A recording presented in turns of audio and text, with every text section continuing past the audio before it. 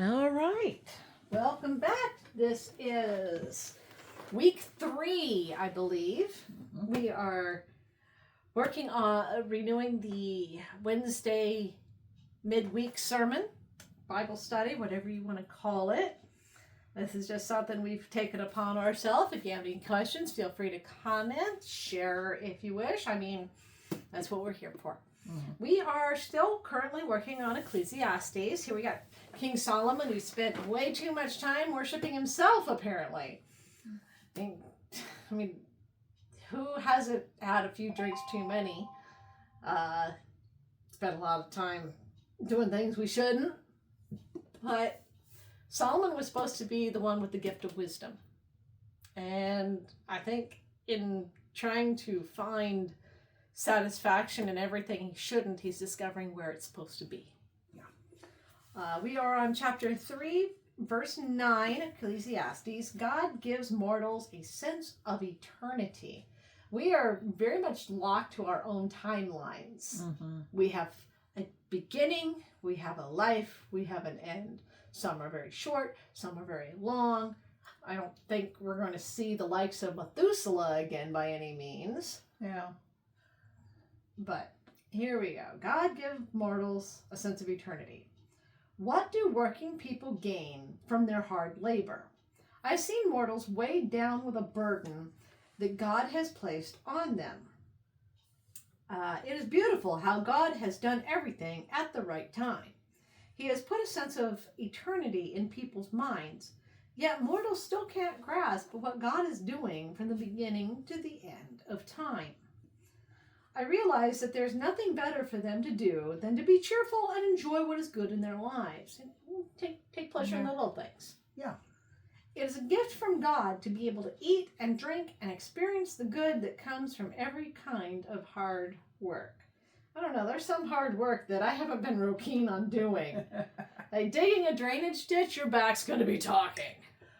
But there's a reason that drainage ditch needs to be built, needs to be dug. If you don't do it, you're going to regret it because you're going to have floods where you don't want them. Exactly. I realize that whatever God does will last forever. I mean, God created like the Grand Canyon. I think it's going to be around for a while. Yeah. Whereas even the pyramids, erosion is eating away at them. Their grand, beautiful white casing is gone. Well, it was stolen to build most of the modern city. Nothing can be added to it. Nothing can be taken away from it. God does this so that people will fear him. Or be in awe of him. And say there's a pretty big difference between fearing him in this translation and being in awe of him in that translation. But the same word is used, and sometimes it means fear, like fear of punishment. Other times it means fear like terrible respect because this being, remember, fear him who can destroy you totally. It's awe. Yeah, because if God wanted, he can just snap his fingers and you're not just destroyed in that moment. He can erase the entire existence. You're never to be remembered because you never existed.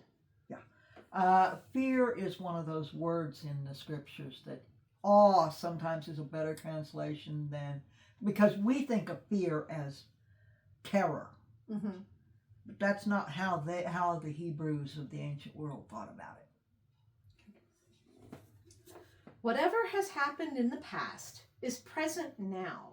Whatever is going to happen in the future has already happened in the past. God will call the past to account. I mean, this is a reference to God being completely timeless. Yeah, he's outside of time.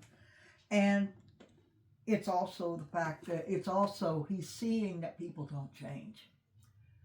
Unless God changes you, you are what you are. You don't change how you think, how you feel, how you act. We have a tendency to think that people back then were stupid. They weren't. They were just as smart as we were. It's just the technology is different. But the way they think, how they reason, just the same way we are. And some of those lost technologies, they are rediscovering now, like ancient Roman concrete. Yeah. They're rediscovering its recipe and how it stood so much more durably than our modern counterpart concrete. And yeah, these people were no less intelligent than we are. What was different was the technology, and we stand on the shoulders of giants. We do. We really do.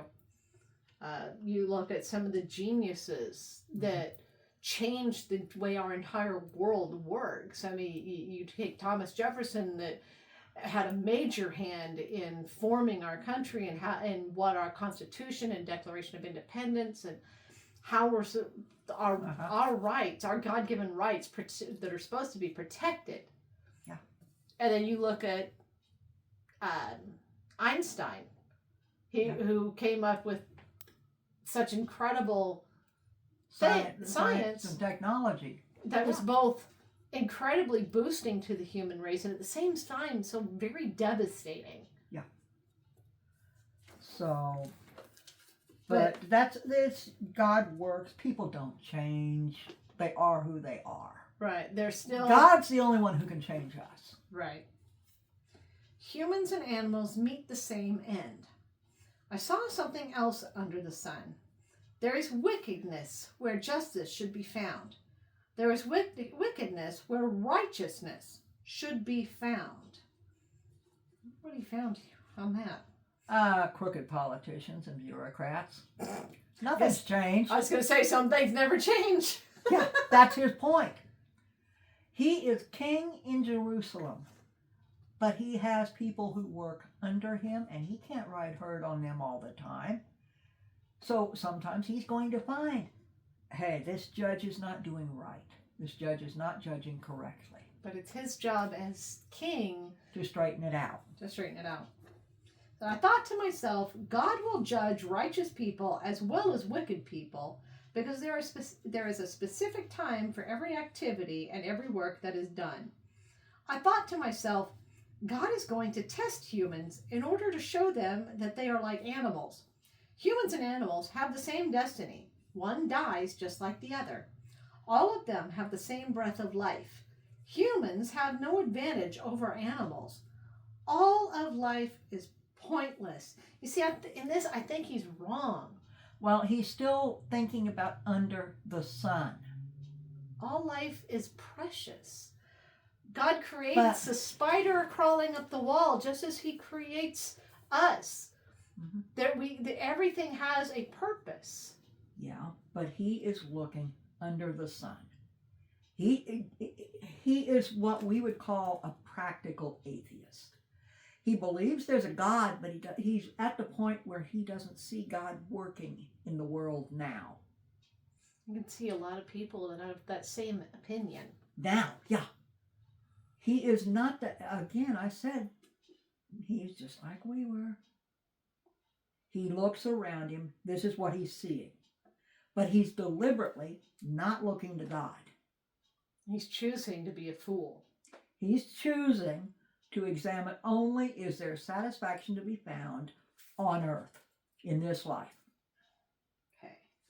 All life goes to the same place. All life comes from the ground, and all of it goes back to the ground. Who knows whether a human spirit goes upward or whether an animal spirit goes downward to the earth?